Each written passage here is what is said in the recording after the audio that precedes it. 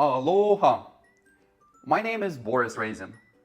I'm an immigrant from Ukraine who came to Hawaii in 2015 with no money, no connections, and no knowledge of English. Today, I owned and run several multi-million businesses. First, Best Flooring Honolulu, a successful flooring store that sells world-renowned brands like Mohawk, Shaw, Armstrong, Carndine, Mannington, and many others. Second, Aurora, a brand that imports and sells flooring, wall paneling, moldings, underlayment, and a variety of other products. On this channel, I share my journey and provide advice to help business owners like myself avoid the mistakes I made. I believe it's better to learn from others' mistakes rather than spending time and resources making the same errors yourself. By using the knowledge of others, you can get ahead of competition. If you agree with my views, please subscribe to my channel and like this video to help me create more practical content like this one. This video is the fourth in a four-part series dedicated to one of the biggest challenges business owners face in Hawaii: the labor force. In my previous videos, I discussed the conditions that make the Hawaiian labor market one of the hardest places to run a business and the problems that arise from those conditions. In my last video, I shared 4 solutions to succeed in tough labor market conditions. In this video, I will share 5 more solutions to help you overcome those challenges. Here are my solutions to help business owners like myself deal with challenging labor markets, using Hawaii as an example. Solution number 5. Transform your business so the duties you can't find employees for can be done by people that are working remotely. If your labor market is as challenging as it is in Hawaii, and you're not excited about moving people from other locations, consider adjusting duties so they can be done remotely. Here's what benefits this can bring. First, it's much easier to find employees if they can be from anywhere in the world, not just limited to the local labor market. Second, since you can hire from other states or even countries, there is a good chance you'll find higher skilled employees for less money compared to the local market. 3. You cut expenses related to having people at your location, such as electricity, working space, etc. However, there are multiple issues that can occur. First, not all duties and responsibilities can be switched to remote employees. Many tasks still need to be done on-site. For example, you can't hire a remote flooring installer unless you want them to replace flooring at your own location. Second, hiring employees from all states or even all over the world will give you more resumes, but it will also make it harder to choose the right candidate. 3. People working remotely tend to be less accountable, and it's harder to manage them compared to on-site employees. 4. People from other locations might not know the specifics of your market, which would lead to additional time needed for training and adaptation. 5. Often the quality of services or duties fulfilled may decrease due to the remote location of the employee. Customers and coworkers pay more attention to someone physically present. Additionally, some things are much easier to explain and show in person than remotely. Here's an example. The best example that comes to mind is the hospital I visited for annual checkups. Many of their patients, including myself initially, don't speak English well enough to understand the doctor. They had trouble finding translator for all languages, and keeping them on site at all times was super expensive. So they implemented a system where they work with remote translators for the most common languages on call. When a patient requires translation assistance, the doctor calls the translator on Zoom or Skype, allowing the translator to perform their duties while being somewhere in Arizona or even in another country. Another great example is the USCIS. When I was interviewed by them, they had a similar system in place for translators. Solution number 6.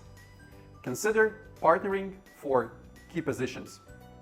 When it's difficult to find a good employee for a key position, taking on a partner to perform the needed duties can be a great idea.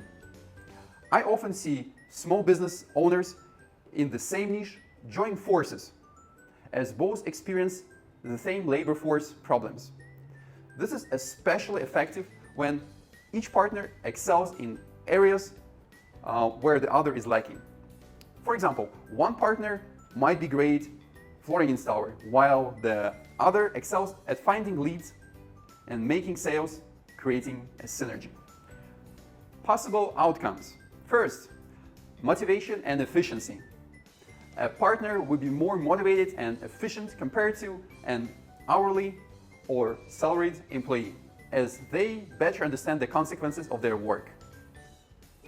Second, synergy. When partners cover different areas of expertise, they create synergy. The outcome of partnership exceeds the sum of the results they would achieve separately. Even if the pay to each partner is higher compared to an employee, the increased synergy can result in even higher earnings for each person. Third, expertise. A business partner from a similar business would have much higher and broader expertise compared to an average employee for the same position. Potential challenges. First, decision making. When two business owners become partners, it can be challenging to make decisions, as both may want to be the decision maker. This can resolve if one agrees to give up on leadership, or they agree on a system where each makes decision on the specific issues. Second, costs. Partnering up often costs more than hiring an employee. However, this can be compensated by the synergy created, which I talked about before. 3. Exit strategy. If partners decide to go separate ways, it can be hard to share accomplishments achieved together unless an exit protocol was created before forming a partnership. 4th, dissatisfaction. A common problem in partnerships is when one partner believes they are contributing more than the other. This can lead to dissatisfaction and complaints, eventually causing the partnership to disband. Example: one of the general contractors who buys flooring from me is an exceptional example of this strategy. Initially, there were two contractors. One was excellent at sales but lacked experience working with installers and subcontractors. The other was skilled in craftsmanship but terrible with internet marketing, generating leads, and closing sales. They decided to partner up, and this led to a 10x growth from what I know. Both partners are extremely happy with each other, and I don't think they'll be part ways anytime soon. Solution number 7. Consider part-time or seasonal employees. I've noticed that in markets with a poor labor force, like Hawaii, changing positions and responsibilities to a state where a part-time or seasonal employee can do the job can be a great solution. And here's why. First, finding a part-time person is much easier than finding someone for a full-time role. Second, it costs less since most part-timers have benefits from their primary job and are willing to work with you on a W-9 basis. 3. You can access high-quality candidates who might not consider a full-time role due to their primary job commitments. With the right conditions, they could transition to a full-time employees over time to your business. 4. Many part-time candidates are highly skilled and require minimal training as they perform similar responsibilities in their primary job. However, there are challenges.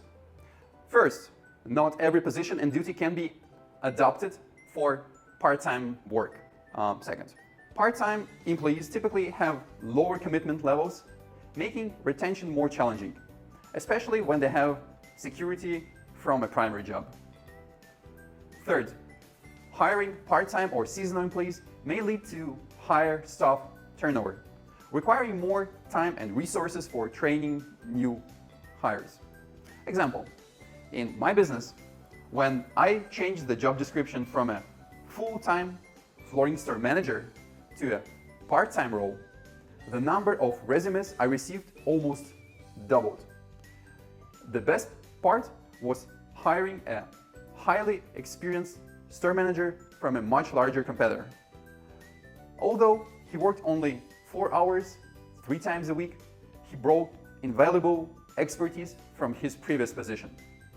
Many strategies and practices he introduced have significantly benefited my small family-run business. Currently, I'm focused on creating conditions to transition him from his current full-time role to working with us full-time. Solution number 8. Consider recruiting employees from competitors. Recruiting employees from your competitors is one of the oldest yet most reliable strategies in markets with labor force challenges, like Hawaii. The second hardest part is finding a suitable candidate.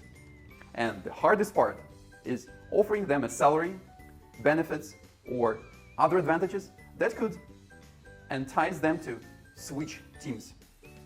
It's obvious that offering higher than average salary and benefits will generate interest in your job openings. However, the challenge lies in fulfilling those promises. Let's explore the potential positive outcomes. First, by hiring an employee from a competitor, you gain someone ready to perform with minimal to no training. Second, your new employee will bring knowledge of your competitors' strengths and weaknesses, having recently worked for them. 3.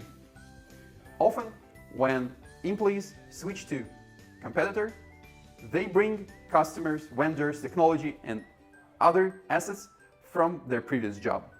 Now, let's discuss the disadvantages of this strategy. First, this strategy immediately increases company expenses. It's crucial to ensure your new employee can justify the financial investment.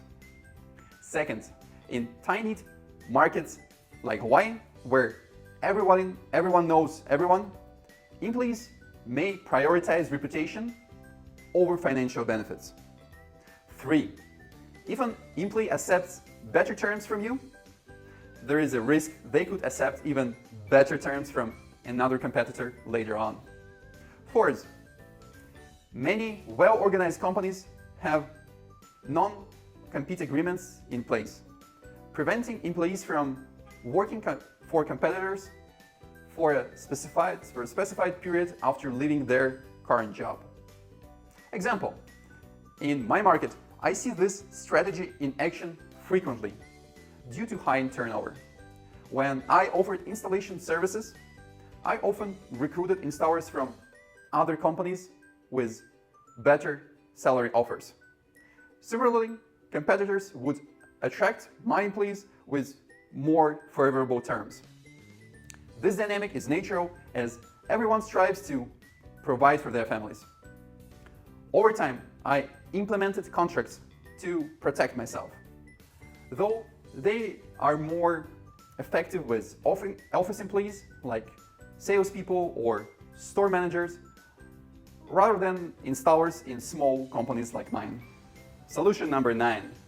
Consider business types that minimize employee needs.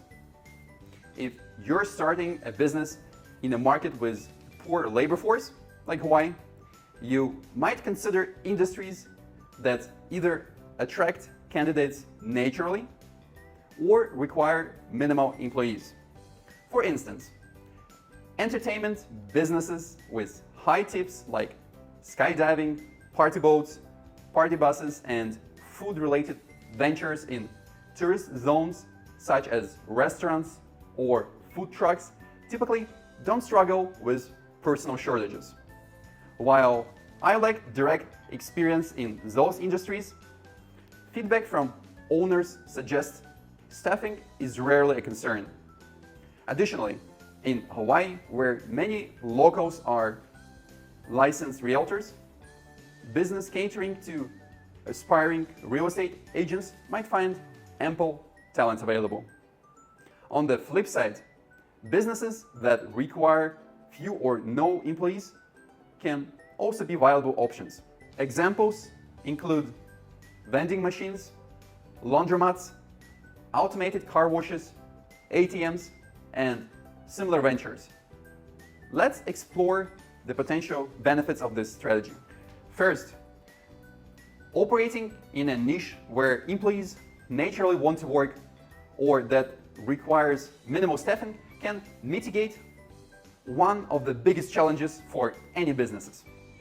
Second, many businesses in those niches can be scaled with minimal personnel or even run solo with 1 or 2 assistants.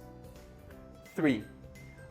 Avoiding the need to recruit, train, and manage employees can save significant costs, which can be reinvested into business growth or taken as profit. However, there are potential drawbacks. First, almost every business eventually reaches a point where hiring employees becomes necessary to sustain or expand operations. Second, businesses that don't struggle with employee recruitment often face challenges in generating leads and sales. 3. The range of businesses that are highly desirable to candidates or can function with minimal staffing is limited. If you're fortunate enough to start such a business, it may be capped income potential. It's important to consider those factors when deciding on a business model that aligns with your goals and market conditions. Here are the remaining 5 solutions to address the challenges of Hawaii and other tough labor markets. You can use one or combine multiple suggestions to solve labor market challenges. Let me know in the comments below if you agree with the solutions I've provided, or if you have used any of them yourself. If you know of more solutions, please share them in the comments. I read all of your comments and would love to hear your thoughts. In my next video, I will share one of the reasons why Hawaii is one of the best places in the world to start a business, despite all the challenges I've highlighted earlier. Please like this video and subscribe to my YouTube channel to stay updated with my latest content. I will be sharing a lot of valuable information that you won't want to miss. See you in my next video. If you're in Hawaii right now, take some time off and go to the beach to enjoy the amazing weather. If you are not in Hawaii, drop whatever you're doing, go online, buy tickets, go to Hawaii, and come here as soon as possible to enjoy its breathtaking beauty and swim in the warm ocean. See you soon. Mahalo.